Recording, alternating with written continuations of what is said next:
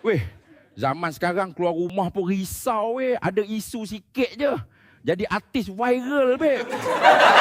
Bro, kadang isu sampah pun dapat 10 like pun rasa hebat viral orang. Selalu krik-krik je, bro.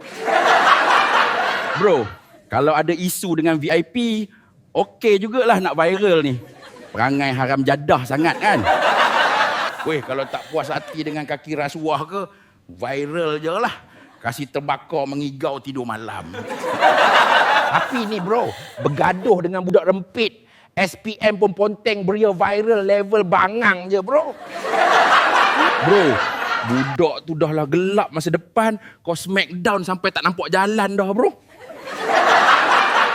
Bro, kadang benda tu masalah kecil je, bincang baik-baik pun settle. Otak tu hiasan ke bro?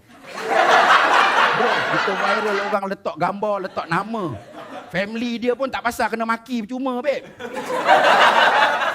Weh, satu kampung mengumpat, stres boleh gila, bro. Tahu-tahu dah koyak terjun sungai arwah, babe.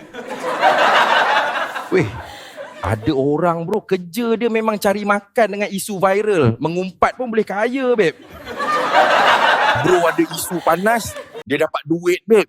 Tak pun dapat engagement. Senang cerita, setan berbayar lah. Weh, inilah yang muncul isu bodoh tu. Bilal masjid dia kata kaki sakau. Lain macam gila babi kan. Ada jugalah orang buat isu bodoh. Launching lebay dalam klub dangdut. Marketing level neraka. Bro, janji viral, muka orang kenal, nama orang ingat. Dah tua nanti taubat lah.